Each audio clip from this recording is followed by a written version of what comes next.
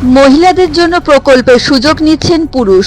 মুর্শিদাবাদের রাধারঘাট ১ নম্বর গ্রাম পঞ্চায়েতের রাকিবুল শেখ নামের এক ব্যক্তির খাতায় দীর্ঘ ৩ বছর ধরে ঢুকছে লক্ষ্মীর ভাণ্ডারের টাকা। পূর্বতন তৃণমূল সরকারের আমলে এটাই ঘটেছে। ঘুমিয়েছিল প্রশাসন এবং পুলিশও, আর ইন্টেলিজেন্স ব্রাঞ্চ তো হয়েই পড়েছিল প্রতিবন্ধী। মুখ্যমন্ত্রী নবান্ন থেকে প্রেস মিটের মাধ্যমে তার নাম প্রকাশ করে। এরপরেই নড়েচড়ে বসে প্রশাসন। বহরমপুর থানার পুলিশ তাকে প্রথমে আটক করে, পরে গ্রেপ্তার। রাকিবুল শেখ তিনি পেশায় একজন রেস্টুরেন্টের মালিক। দীর্ঘ ৩ বছর ধরে তার অ্যাকাউন্টে ঢুকছে লক্ষ্মী ভাণ্ডারের টাকা। জানতে পারার পরে তিনি বিডিওর সাথে যোগাযোগ করার চেষ্টা করেছিলেন, তাতে ফল হয়নি বলে জানিয়েছেন তিনি। এরপরে বন্ধু বান্ধবদের সাথে কথা বলে লক্ষ্মী ভাণ্ডার নিয়ে, আর মাথা ঘামাননি তিনি। বর্তমানে তার বক্তব্য, সরকার বা প্রশাসন লক্ষ্মীর ভাণ্ডার বন্ধ করে দিক, অথবা প্রয়োজনে টাকা ফেরত চাইলে তাতে রাজি হবেন তিনি। এই ঘটনা প্রমাণ করল রাজ্য জুড়ে শুভেন্দুর নিজস্ব নেটওয়ার্ক যেমন সক্রিয় তেমনি শক্তিশালী।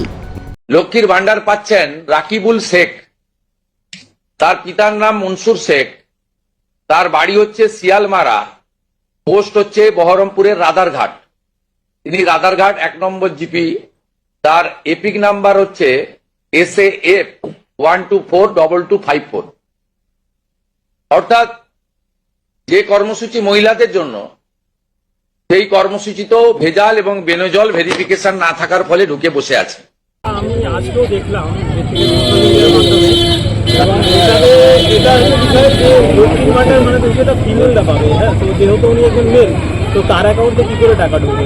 এবং এটা একবার দুবার নয়, মানে প্রায় 2 বছর ধরে শুনলাম আর কি। বিষয়টা আমি পুরোটা যাই না, কিন্তু যা শুনলাম। তবে একটা তো এটা হচ্ছে প্রশ্ন যে একটা ছেলেদের অ্যাকাউন্টে কী করে ঢোকে লক্ষ্মীর ভাণ্ডার যেহেতু, অতএব এটা তদন্ত করা দরকার। হ্যাঁ, অবশ্যই অনেক মহিলা আছে যারা হয়তো যেটা পাওয়ার যোগ্য তারা হচ্ছে পাচ্ছে না, কিন্তু যাদের অ্যাকচুয়ালি দরকার নেই।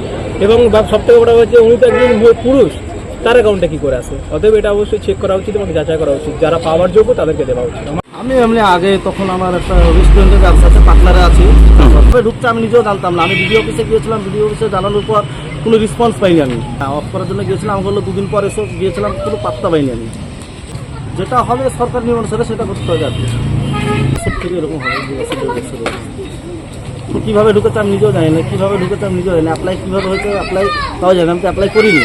এর জন্য দায়ী প্রশাসন, সরকার আর কি। সরকার দেখতে পাচ্ছে না যে একটা ছেলের অ্যাকাউন্টে কীভাবে টাকা ঢুকছে, এটা তো সেটাও যাচাই করা দরকার ছিল। এখন এই লক্ষ্মীর ভাণ্ডারটা দুর্নীতি হয়েছে বলে আমার কাছে এখন সবাই না, রাজনীতি লেভেলের সঙ্গে তো যুক্ত নেই আমি।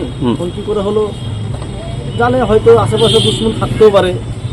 গলি গ্রামীণ মিনি ব্যাংকে, কোঅপারেটিভ মিনি ব্যাংক জানতে পেরেছিলাম, সঙ্গে সঙ্গে জানতে পেরেছিলাম আর কি। আমি যখন আপডেট করি প্রায় মাঝে মধ্যে, তখন আমি যাওয়ার পর তখন ব্যাংকেও কিছু বলে না আমাকে আর কি।